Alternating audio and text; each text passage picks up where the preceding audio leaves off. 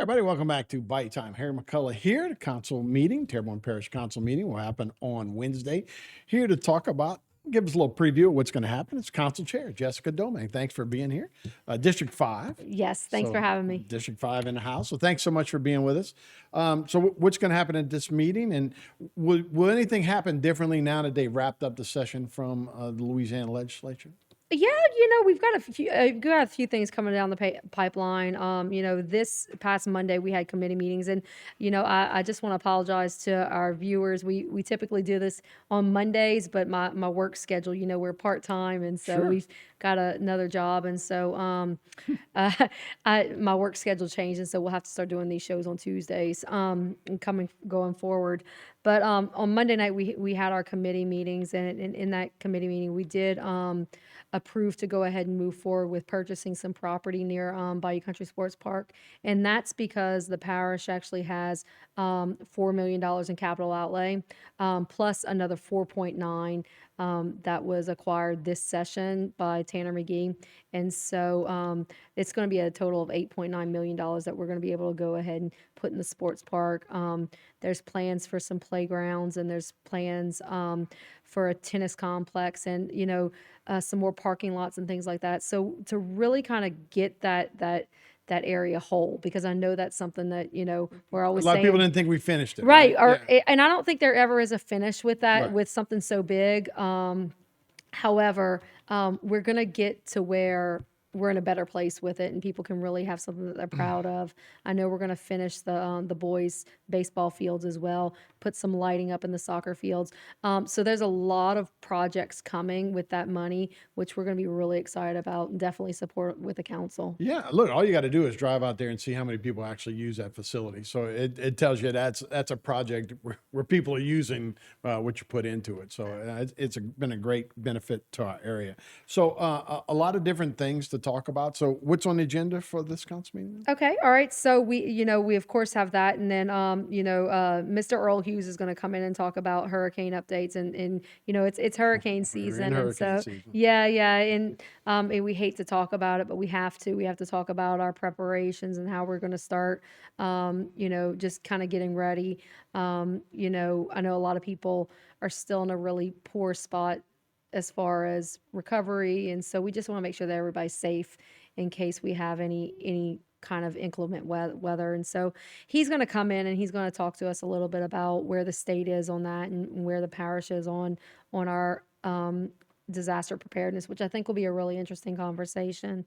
We're also have a resolution on the agenda to support the Hash Grant Association with applying for a grant to build some kayaks, some kayak launches here in Terrebonne Parish. And part of the master plan, I know we've talked about the master plan, is building 65 miles of kayak trails throughout Terrebonne Parish. And so basically we're going to connect Gibson to Cocodrie.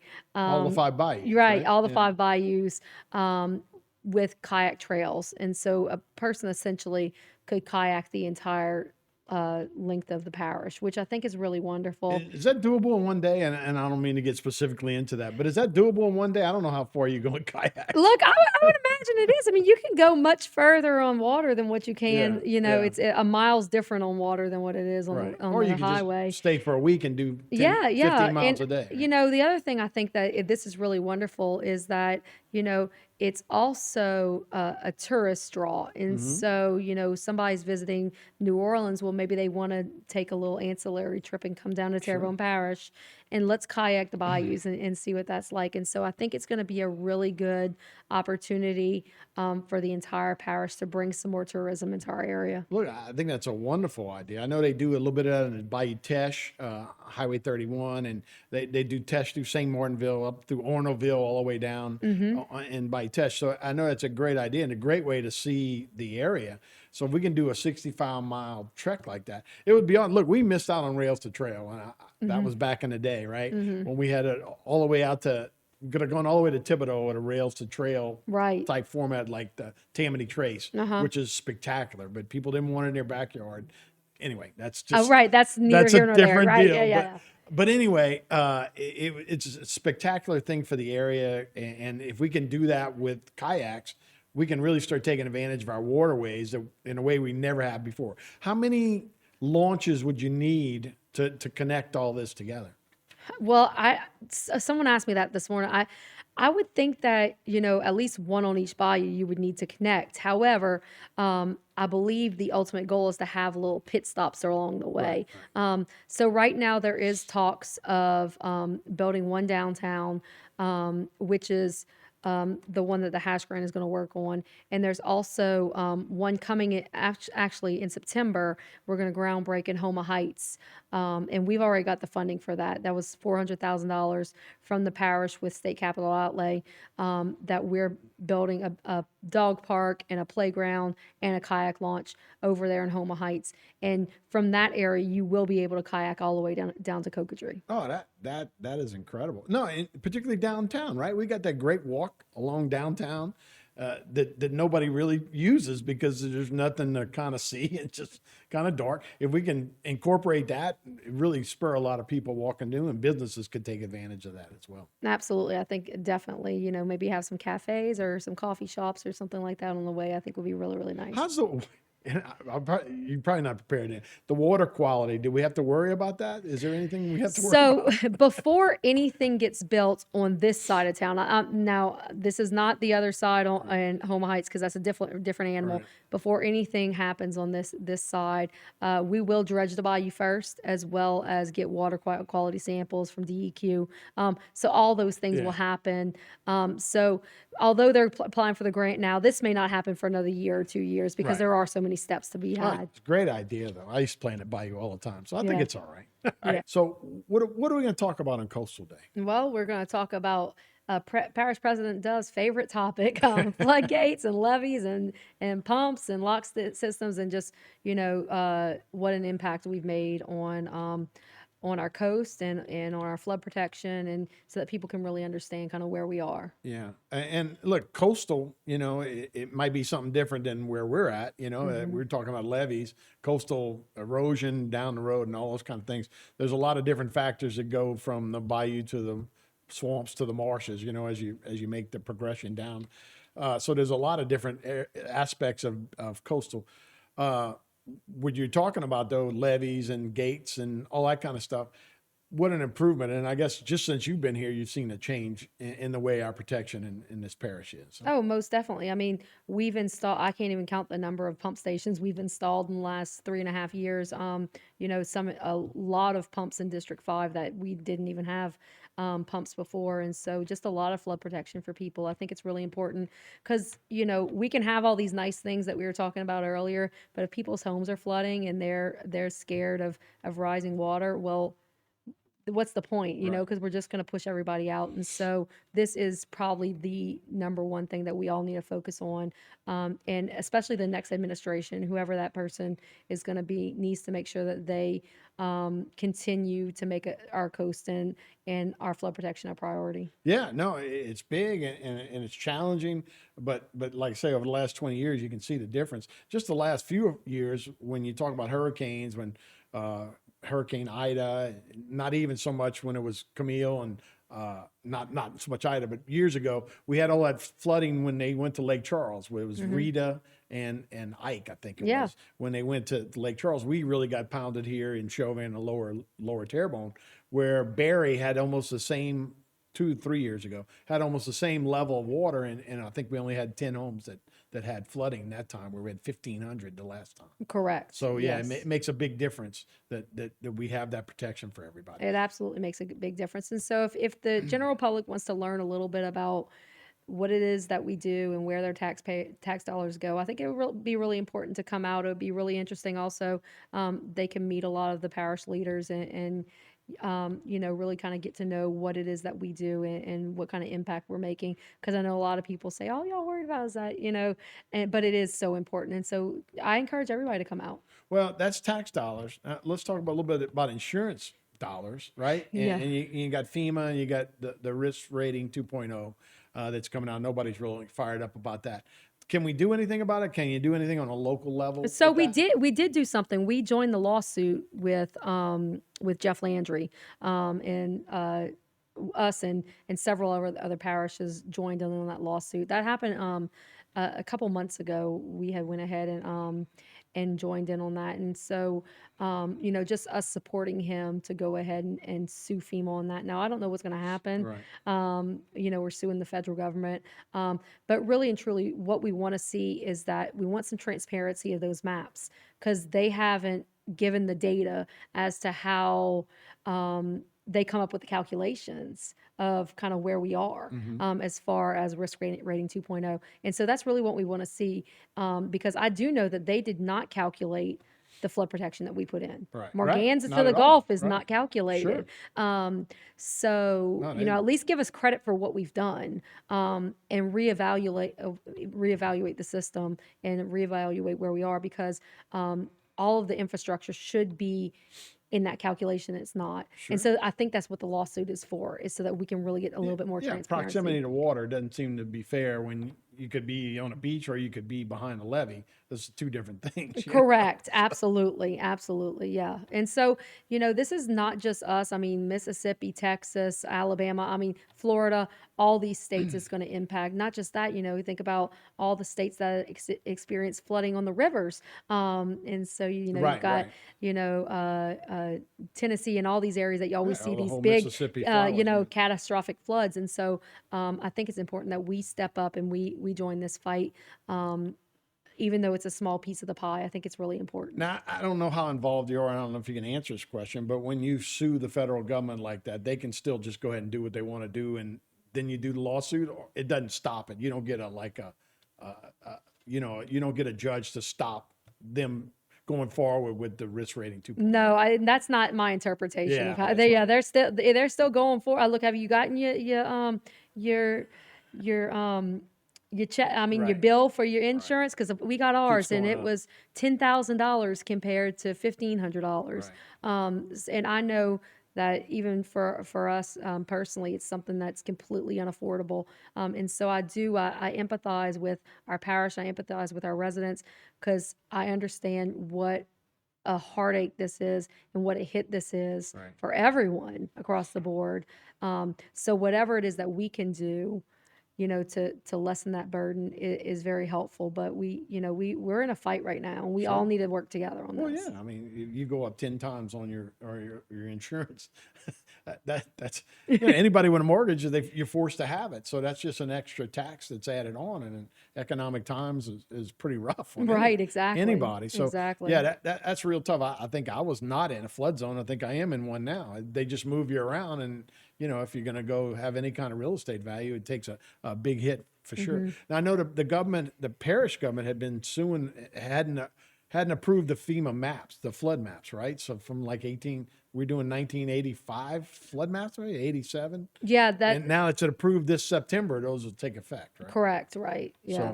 So we'll be under the new flood maps from that Certainly. as well. Yes. So Yes. y'all do have a meeting tomorrow. So anybody who wants to go is welcome to attend, I would imagine, right? Yeah. No, we're open to the public. I mean, if you want to come and spend your Wednesday evening with us, I mean, you're more than welcome. You can get on the agenda and talk to you guys. Can you do Yeah, that? yeah, you can. I mean, if you have something to discuss, the best way to do that really is to call your council person ahead of the meeting. That way we can 'Cause you actually gotta be get on the you on agenda. the You can't agenda. just show up, Yeah, right? well, you can. However, if you're on the agenda as an agenda item, then we can discuss with you whatever your concern is. If you just come in and fill out a speaker card prior to the meeting, then we cannot have dialogue with you on that topic, because it violates open meetings laws. I got you. Yeah. I got you. Interesting time, and 2023 will be an interesting year. Elections are going on, and anybody that's been around, you're starting to see commercials, you're starting to see billboards, that kind of stuff. But what is fascinating is, so we got governor, we have parish president this year. Both of our senators are up for re-election. All three of our state reps from Terrebonne are in it, and then all 9 of your council members, all in the same year. Am I wrong? Did it used to be staggered? Well, how did this all come together? It was always this way. This was, and I think it's just so big. We see it so big because you have a term limited governor and you have a term limited parish president. And I really think that's why it's so impactful for Terrebonne Parish, because it's going to be such a big change no matter what. Right. And then president's the year after. So that sucks a lot of oxygen out of the, although they don't even run in Louisiana anymore because it's not a swing state, right? Right. There's only about 5 states that they actually care about nowadays. Yeah. But so what do you think that effect it'll have on a governor's race? We've been kind of in a weird place the last 8 years. We've had, a pretty red state when talking about a legislature, but we've had a Democratic governor over the last 2 years. Well, 2 terms. yeah. I know the people who have announced so far, and of course anybody can run. I mean, you can run for governor. Qualifying hasn't even started yet. But you have all Republicans and you have one Democrat, which I think that's going to be Always very, the case, right? and I think that's going to be a very interesting dynamic. Open primary, so they all run at the same time. Exactly. So you could have 2 Republicans in the runoff. You could have a Republican and a Democrat in a runoff. I mean, it could be anybody, really and truly. But I just think it's going to be really interesting. And if we look back to 4 years ago and where we were with that other governor's race, the Republicans in the race really kind of went after each other and kind of ate their own in a sense, and that's how the Republicans ended up losing that race. And you ended up with the Democrat John Bel Edwards on his second term. So I just hope that whatever happens, they can all remain respectful. And so whoever the right person is and the best person is ends up becoming it'd be the nice governor. to talk about, politics, issues, I guess, as opposed to personalities, it seems like we got into.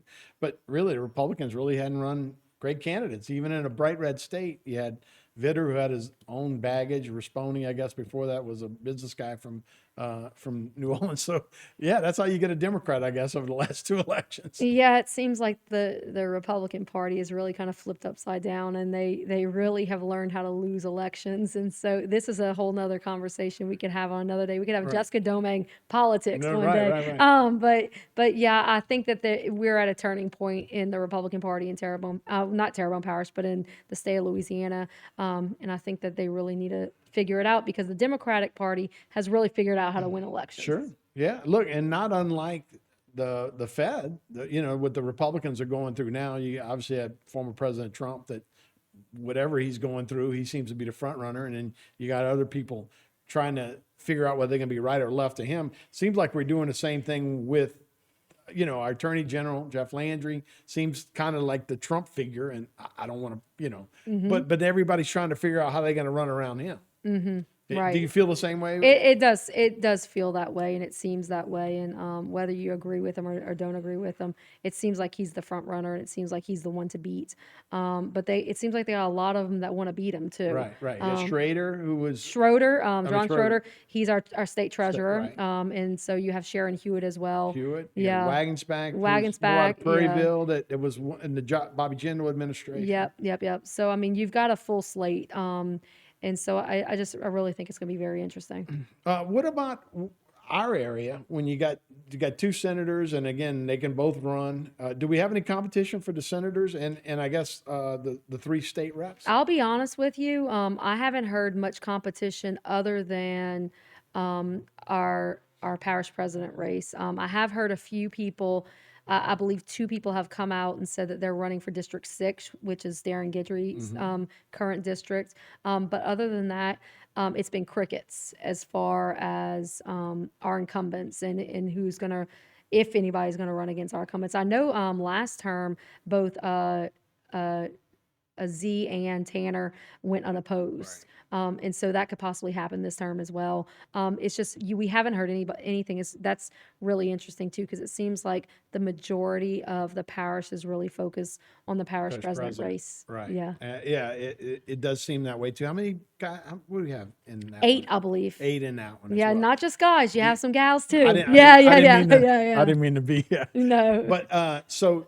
Yeah, so when you get that many people, again, it's to get to the runoff then, right? It's to get in those top two. It's to get into the runoff, exactly, and so, I'm sure they all think that they can get into the runoff in one way or another, but, it's gonna be whatever the parish thinks and whatever the people of the parish think is the right direction for us to go. Yeah, I mean, look, that runoff, anything can happen. I remember, going back to Larpenteur and Claudet. Larpenteur really won big in the first, and then Claudet ended up winning in the second, even though, he came from behind. So that can make a big difference. You get in the top two and see what happens. Absolutely, it'll be fun. Jessica, I appreciate your time, man. Thanks so much. Absolutely, thank you so All much. right, we'll be right back, and we'll buy you time right after this.